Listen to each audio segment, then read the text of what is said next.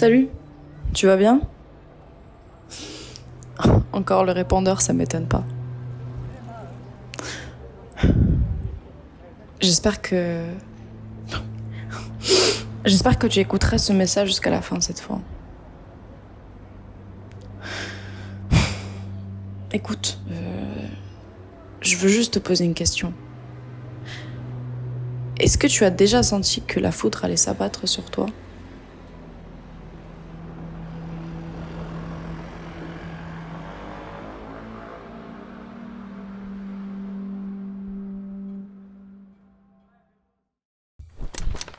C'est fou, mais depuis que je suis arrivée ici, je pensais pas que j'allais le voir, que j'allais remarquer, que je me trouvais au-dessus du même ciel, là où la même brise trottait librement dans l'azur autour des nuages. Comme une safe place qui, même si elle s'épanouissait à la manière des rayons de lumière, transperçant la grisaille, devenait de plus en plus sombre. Aujourd'hui, c'est quelque chose de froid et tranchant qui accompagne l'orage en grondant sa menace de se défouler sauvagement en un coup d'éclat blanc. Il y a eu dans ce ciel pas mal d'intempéries.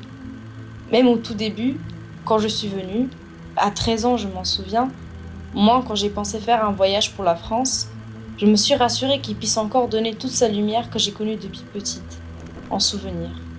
J'ai peut-être au fond de moi compris qu'il pouvait y avoir plus de pluie ici. Depuis Nancy, on en venait d'emménager moi et ma famille.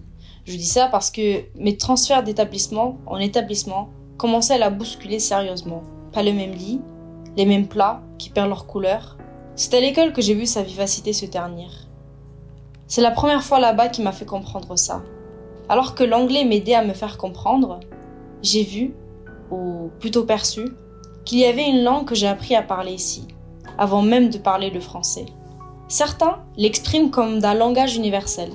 Et même si je galérais pour leur communiquer à l'époque, tous ces rires et ces maladresses la rendaient plus éloquente et poétique. Mais d'autres se plongeaient dans le mutisme complet, qui pouvait ternir encore plus les souvenirs d'une vie heureuse en rendant leur teinte pâle. Je sais qu'à un moment j'ai compris ça parce que je devais le comprendre. Alors j'ai commencé par lire, écouter. Je m'intéressais de plus en plus à chercher à comprendre le français, ses nuances, ses expressions, son art. C'était devenu mon bol d'air frais. Cette curiosité dans la lecture, c'était devenu une habitude pendant un temps. Je devais aussi apprendre pour mes parents, qui, sur la route, ont emporté l'espoir et les souvenirs d'une culture et d'une langue qui n'étaient plus celle de l'administration. Dans mes premières lectures en français, j'avais Harry Potter. Alors pour le coup, si je devais te parler d'une saga, je te parlerais de ma lecture d'Harry Potter. Au départ, je ne comprenais pas un mot. Et honnêtement, je décrochais pas mal. Mais finalement, à force de le lire, j'ai fini par retrouver tout le sens de l'œuvre. C'est un peu de la magie, la lecture au final. J'y consacrais beaucoup de mon temps. Mais ça devenait tellement ressourçant. On dirait que les beaux jours pointent le bout de leur nez. À la fin de ces belles journées, je retrouvais ces petites lumières clignotantes qui tentent le ciel nocturne des sports comme les lucioles. Des personnes dont la présence dissipait l'orage et m'ont épargné de cette foudre, je dois l'avouer. C'est dans ces petits moments de vie que je me sens véritablement à ma place. J'ai su garder quelque chose d'ici dont je n'arrive pas à distinguer clairement. Comme une étoile qui se serait effacée d'une constellation sans que vous arriviez à la nommer. Elle était partout dans le ciel, cette chose. Et même dans les comédies françaises. J'ai eu mes meilleurs fous rires en regardant les inconnus et les visiteurs à l'écran. Le ciel m'a suivi et le vent portait du nord au sud. Je venais d'être inscrite à la fac d'Aix-en-Provence en anthropologie et je quittais aussi mes parents encore restés à Metz. J'ai commencé à ce moment-là le bénévolat pour la Croix-Rouge. J'admirais ce ciel quand je sortais et profitais de l'aube jusqu'au crépuscule. Chaque instant, j'ai rêvé de mettre un nom à cette étoile manquante sur la constellation. Enfin, j'ai eu l'opportunité d'effleurer la tempête sans que le typhon me dévore complètement. Seulement, après un si beau temps, vient la foudre. Comme si tout ça n'avait commencé qu'aujourd'hui. Un éclat de verre déposé sur la surface et des jeux de lumière agressifs, bleus et rouges dans la nuit, aussi fracassants que le bruit des coups de maillet que j'entends se cogner sur la table du procureur. Ce que cette tempête a fini par faire, c'est amener toute cette horde orageuse à m'envahir. Ça, au-dessus des nouvelles terres que j'ai foulées. Où est passé le ciel que je tant aimais connaître? Où sont ces raies blanches qui percent la brume? Je l'ai perdu de vue, alors qu'il était juste là, là-haut. J'ai froid et je tremble. Tu ne tremblerais pas d'effroi, toi? Est-ce que je fais un cauchemar? Ou bien alors il m'empêche de dormir? J'ai tellement sommeil si tu savais. Je sens quelque chose. Une douleur terrible en moi, mais elle vient du dehors. Tu penses que je vais partir? Après la foudre, qu'est-ce qu'il me restera? Je supplie mes paupières chaque nuit pour qu'elles ne s'alourdissent pas. J'ai peur qu'elles empêchent mes yeux de la voir tomber. Qu'est-ce qui est là? C'est pas normal. Pourquoi c'est pas normal? Pourquoi je vois plus que ça? Qu'est-ce qui se passe? Pourquoi j'y repense encore? Mais c'est pas possible. Je suis là. Comment ça se fait? Plus rien? Comment ça? Je ne veux pas partir. Je veux pas. J'ai rien d'autre que ça, moi. Putain, mais merde. J'en peux plus. Je vais juste rester là. On va plus rester C'est là. bientôt terminé. Tu vas partir. Il a gagné. J'ai cru à cet instant Tu vas tout perdre ici. à une bien belle histoire, T'es déjà plus ici. sans les mots réconfortants à la fin. Tout ce que j'ai vu de ces belles couleurs, de ce beau temps écrasé par des injonctions, Tu es seul face à ça.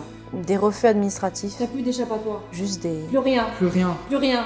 Plus rien. Plus rien. Alors, rien. je me Plus dis rien. qu'il n'y a plus Rien. rien Plus après rien. ça. Plus rien. Plus rien. C'est fini.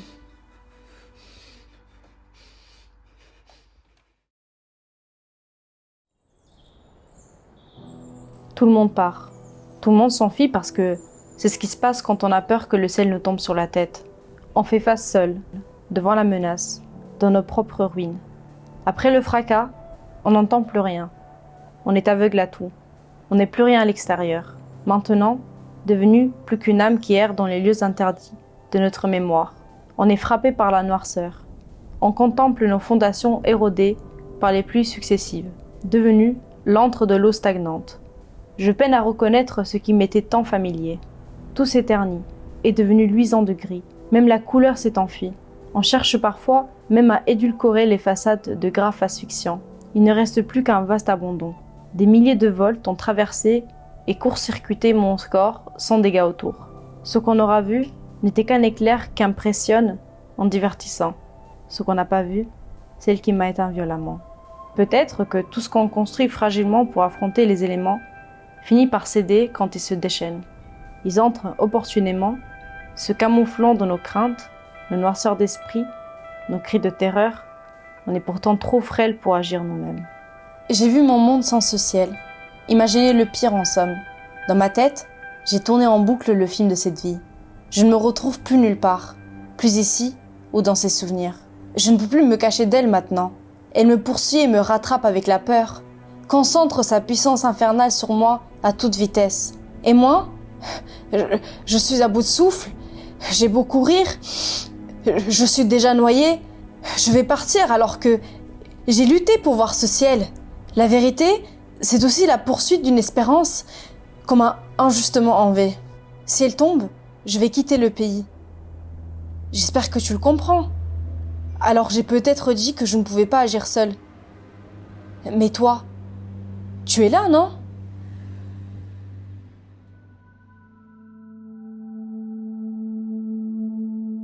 En partageant le récit de la vie de Floricita, une immigrée albanaise, vous pouvez encore repousser son épée de Damoclès, et elle pourra rester.